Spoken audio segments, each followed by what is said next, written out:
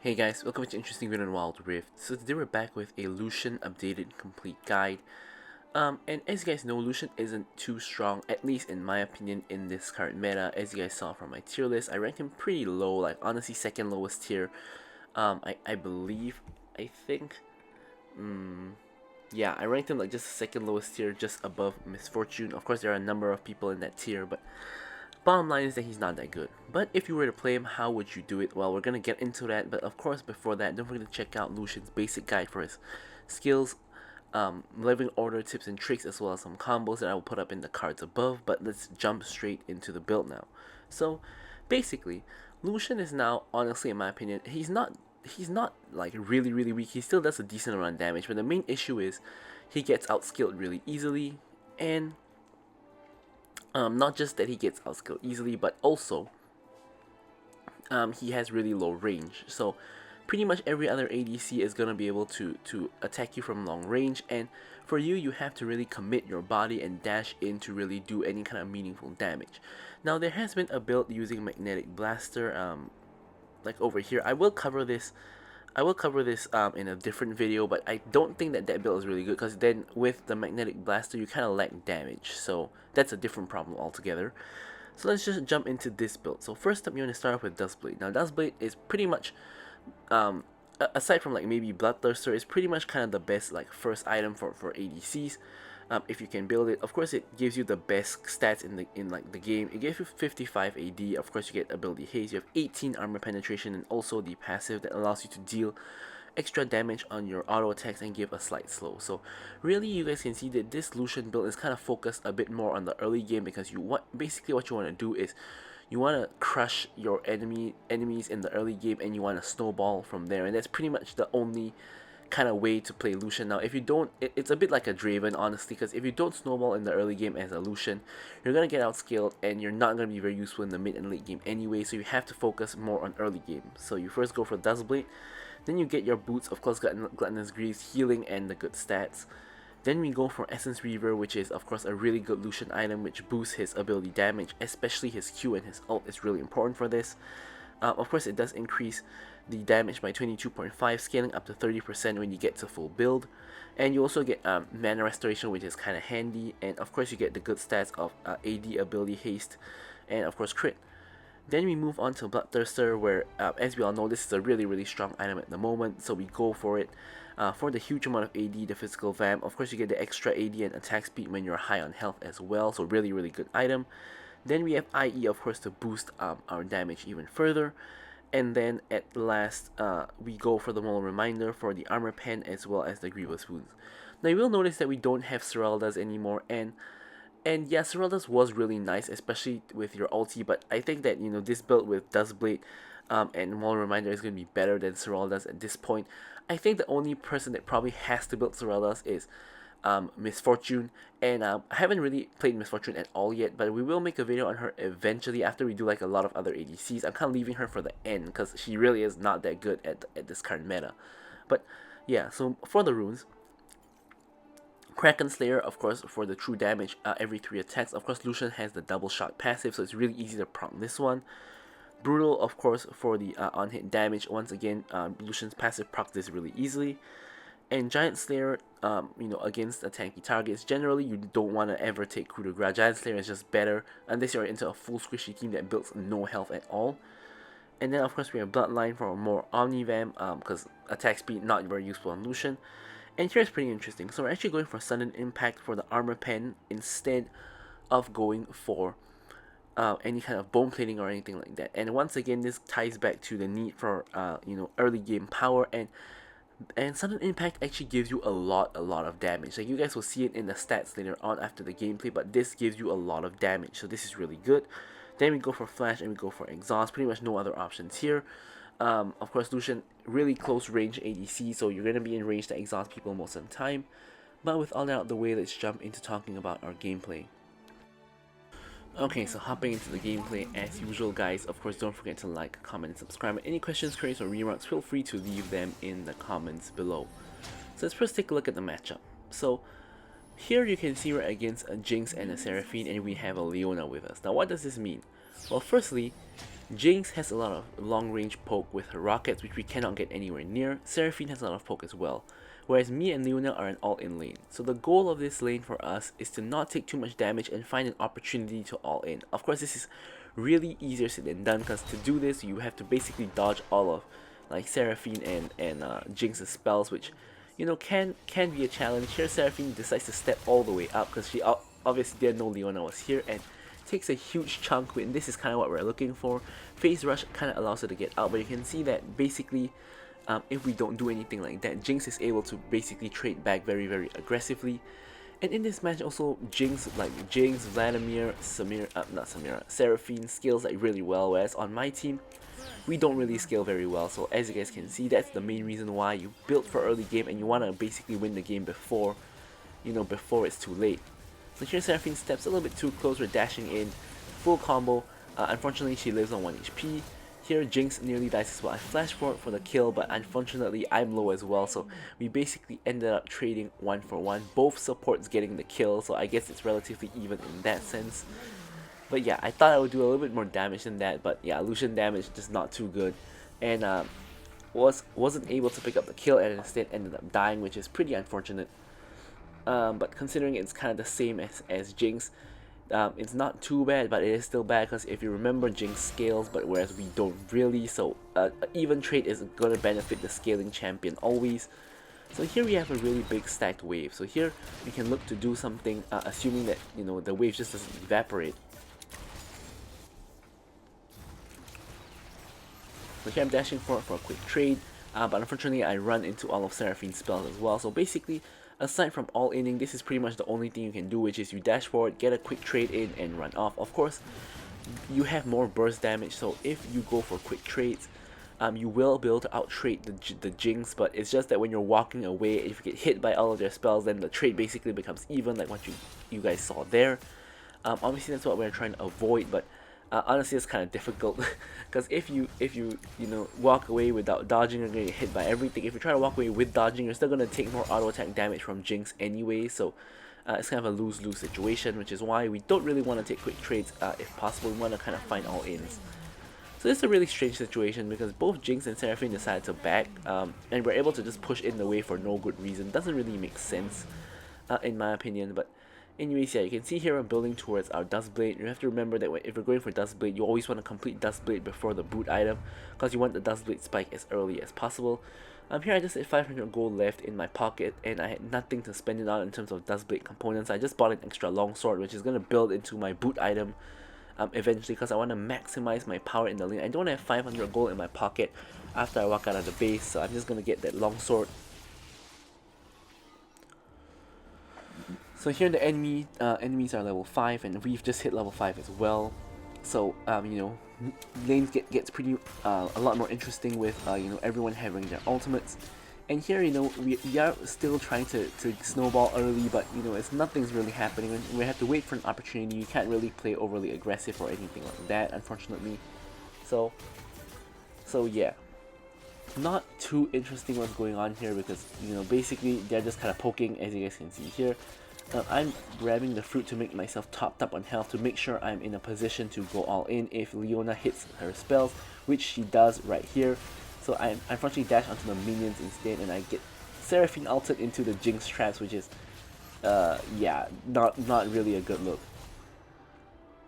But Seraphine ult was blown, so was Leona's ult. Of course, me and Jinx still has ult, but in combat my ult is generally more useful than Jinx, whereas Jinx is kind of a bit more useful either for sniping or like running away and then launching the rocket. Not really when you're in an auto attack kind of battle. So we're still kind of alright. Seraphine also doesn't have flash anymore, so it's overall not too bad of a trade, all things considered. So here once again, just clearing out the minions.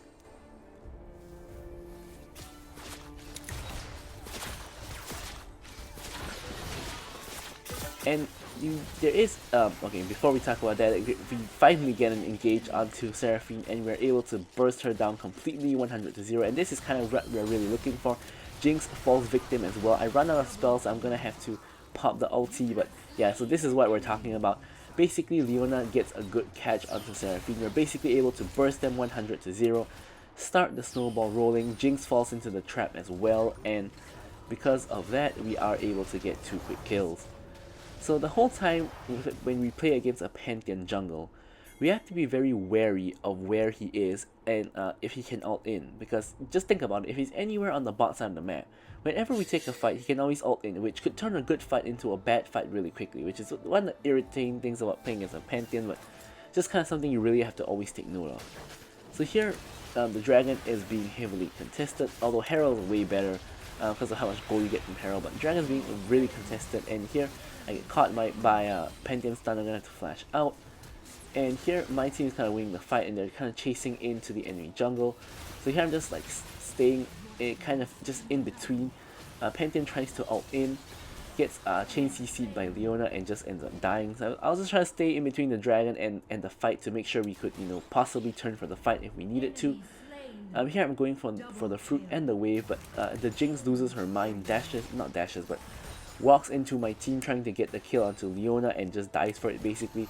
This gives me an opportunity to actually grab like 2.5 waves or so and then push in for tower plates, because Jinx and Seraphine are still dead, so I'm able to get maybe at least 2 plates right here. But here you can see I made a mistake, so you can see I'm standing inside the minions, and what this basically allows Jinx to do is actually to ult me, but the ult wasn't meant to damage me, it was basically meant to damage the minions. And this is honestly another creative use of the Jinx ult that I never really done before, although of course in hindsight when you think about it, it's pretty common sense, but it's not what a lot of Jinx players think of doing, you know, with their ult. Normally they're looking for damage, they're looking for kills, or, you know, that time in my Jinx video you saw me use it to cancel a recall, which was already a pretty creative use of it, but this is yet another really creative use of the Jinx ult. So respect to the Jinx here, really good move by her to clear the minions, and really dumb on my part to stand in the minions. She have stood away from the minions, you know. So here I'm using my ult to quickly just clear the wave to prevent them from getting any plates, because you can see that my team is actually securing the Herald, and Fizz actually uses it to secure first tower and get the tower plate in goal, which is amazing for my team. But what it also means is that I'm left alone in the bot lane, and I'm really vulnerable to getting dived by Leona. Like, if Leona engages on me under tower, I believe that I die and they will both survive, because Leona's really tanky with her W. So here, since my Teemo went bot, I'm actually going mid to kind of cover, but Jace for some reason comes mid as well instead of going back to top, which is really strange. And then when I'm trying to walk to bot, Jace tries to walk to bot too, which is really strange. So here, I'm just going to head back to bot lane while Teemo heads back to mid lane, and we're just going to quickly clear out this wave and see if we can push in to get this tower, which is really low at this point, just 600 HP left. So we are going to be able to finish the tower, and of course Jinx is alone here, so we're kind of chasing in. We stopped the chase because we can see Pantheon in the mid lane, so he could be ulting in to where we are, and we're really overextended, so we don't really want to fight you know, Pantheon and Jinx here, so we're just going to back off to prevent any kind of unfortunate incidents from happening. So nothing much to do here, so since the Krugs are, we're just going to farm the Krugs. The wave is pushed all the way into the enemy tier 2 tower, which means we can't possibly farm that, so we're just going to farm this instead. And honestly not much happening here, so we're just going to back and get ourselves some items,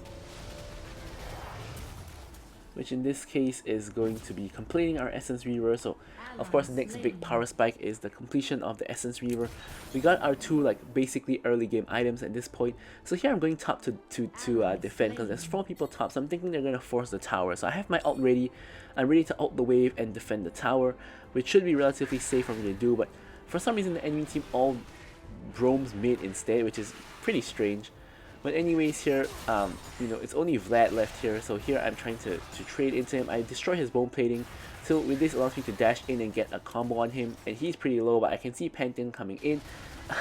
This is really funny, but basically I walk away, so they think that they're safe, and I end up just ulting the Vlad at like pretty much max range at this point, and just scoring a kill that way, because Pantheon was not in time to block for him. Pretty funny. In the meanwhile, my team picks up 2 kills in the mid lane. Jace dies to the tower for it, but we're able to actually pick up this tower, you know, on the back end. So we have all the tier 1 towers, looking pretty good for me and my team. And the next dragon is spawning, which you know, of course, is not really that important, you know, to pick up. But since we got the first dragon, you know, we could probably try to go for the second one, and you know, see where it goes from there. In the meanwhile, I'm just resetting before the dragon. That's how little I care about the dragon. I'm just resetting for like a long sword and a glove, max power before the dragon, I guess. So Teemo's reset as well, and honestly, at this point, the enemy team isn't really even in position to contest because Vlad is at top lane and Jinx is kind of like just pushing mid lane. So it looks like a pretty free dragon anyways. Here Volibear is trying to walk in. Volibear is the top laner, not the jungler, by the way. So here, Fizz hits ulti onto the Volibear, so I'm dashing in to do some damage. I get hit by Seraphine Charm. Volibear gains pretty high amount of health and actually manages to pretty much burst me down. Unfortunately, I die to like Pantheon's ult or something like that, which is pretty strange because Pantheon ult generally does really little damage, but I died to Pantheon ult, which is pretty unfortunate.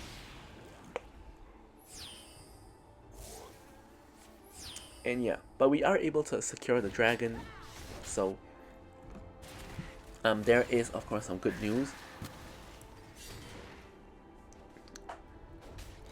So here you can see a huge wave in both bot and in top. So I see that Jace is going for top wave, so I'm going for bot wave, hoping that my Teemo and my Fizz don't just go ahead and yoink my huge bot wave. Thankfully they don't. They're actually fighting over the red buff, which is pretty funny. So here I'm just gonna queue across the whole wave, get the satisfying one shot on the wave, and we're gonna push on the next wave as well. And you know, lots of gold in the pocket from that one. We're gonna next just go for the Crux again, and I see a fight kind of like breaking out in mid. So I'm kiting the Crux to mid as I'm finishing up the Crux and seeing if I can make it to the mid fight, which looks like I probably will be able to reach there because the fight is pretty long. Seraphine dies, but so does Teemo, I believe. And here it becomes a 2v2 between me and Leona and the Volibear and the Pantheon. I finish off the Pantheon first. Volibear flashes over towards our side of the map, which basically means he's never gonna get out. So it's kind of a waste of a flash there. And I have range as well, so I'm able to blast him over the wall. So that's not too big of an issue, and we are able to, of course, secure the kill. Or the kill, I guess you could say. So here we're just trying to get some tower damage. Jinx has to back off because she can get dove by Leona under the tower. But now Vlad's here and it becomes kind of a party. Leona out to slow everyone down. Vlad isn't slowed down because he had his crown. Here I'm trying to burst down the Vlad, but it's not quite working out. I'm the one getting bursted down, and I die to the magnetic blaster of all things, which is pretty unfortunate. Like magnetic blaster does get kills, but it's really rare that that magnetic blaster is the reason for the kill. Like I was like pretty far away, nothing was in range. Magnetic blaster just came in, zapped me, and I died, which is, I mean, it's pretty funny on one hand, but it's pretty unfortunate, you know, in reality. But magnetic blaster coming in handy for the Jinx in this situation. So here my team goes for another fight in the mid lane. You can see Fizz is flashing out. Teemo's having to run away as well. It's like a 2v3 at the mid lane, I believe, and Fizz does end up dying. And me and Leona have just respawned at this point in time. I'm just going to farm the chickens because once again there's not really a lot else to farm. Teemo's picking up the mid wave, so I don't want to fight with him for the mid wave. Jace is off like split pushing for some reason, and here I'm trying to steal the enemy blue buff. I Q through to get damage onto Vladimir. The jungler is dead, so this is basically a 50-50. Unfortunately, Vladimir is able to secure the blue buff because my Q did not do enough damage to burst it down. So Vladimir gets the blue buff. I mean, not too big of a deal. It's just something nice if we got it. So Vladimir is trying to flank us from behind. Now this is kind of troll because, and I'm also kind of trolling because I don't know where I'm dashing to, but Vladimir is able to actually pick up the Teemo and flash away, but Vladimir being behind us was pretty troll because like he's basically gonna put himself in a 1v3 because we are not committed to any fight out in the front. This only works if there's already a fight at the front, and you know we can commit. We've committed to it. So here Seraphine hits pretty much everything on me, and I'm trying to return fire, which is kind of successful.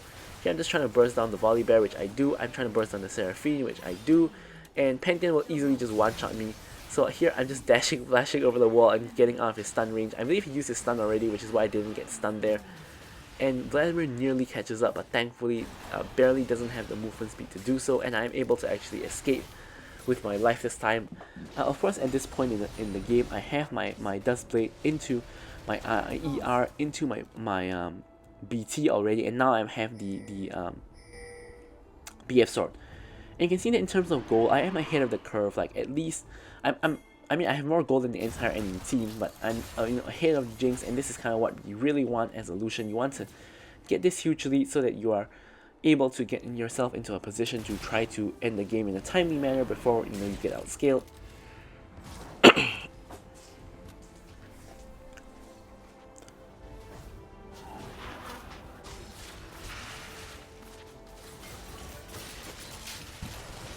Yeah, so here is the last dragon, and we're actually able to get Dragon Soul off of a steal. I'm able to pick up a couple of kills as well.